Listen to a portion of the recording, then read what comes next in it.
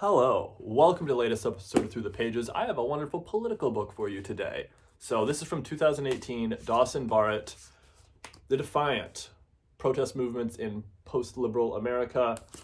It basically breaks down 5 protest movements, what worked, what didn't, and it is fascinating. So I think so often if we think a political read, already it's fallen into, is it right or left? Is it liberal, conservative? It's just like, I don't know about you, but I'm so tired of that dichotomy, of saying that everything fits neatly in that dichotomy. And so I think this is a pretty evolved political thinking or mind behind this book, where you're kind of, let's say, past it, but of just like acknowledging that all those, everything isn't one of those two. And so I think when a political book can start there, I'm a lot more in tune with it, rather than like, we think this side, that's why we hate Republicans, or we think that, and that's why they're lame. And it's just like, stop, there's so much more to this sphere. It's not a straight line. And so I think these books, or a book like this, really shows that it's not like one side against another.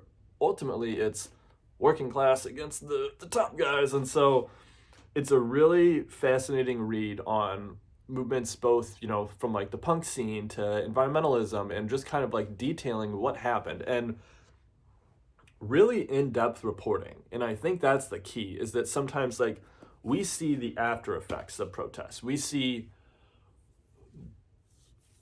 any sort of chaotic bits on the news, and then we see the postmortem, the commentary afterwards, what people say about it. But this is really like how it happened, the organizers, what they were trying to do, how they met, all of this stuff, that really how it coalesced.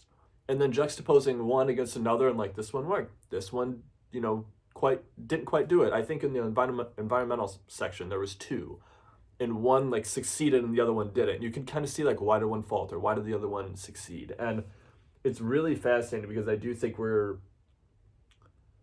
I'm 31 right now.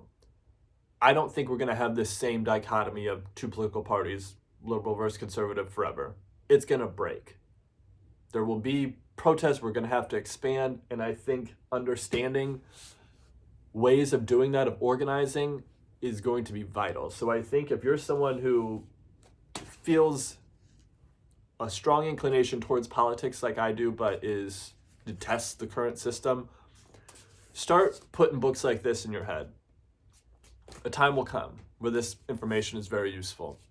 So I read this book maybe 2 months ago, maybe a month, and it's still just stuck with me a lot. I took a little break from the videos there, if you see a little break in the channel, but I think this was the main book that really was like, okay, keep this one aside. Like, I need to get back into this, because I didn't know this book existed. I just went into our local bookstore, lit on fire, and saw this one there. It is a testament to going to bookstores and shopping and seeing what's out there. I can very easily just sit here and go through authors I like, what do they have new, and just stay in my own sort of like echo chamber in a bit. But you got to get out of it a little bit. And this book really caught me off guard. It was just a fascinating read, and just kind of like the Jay Dilla book I just referenced, like very in depth. Like it's really well done.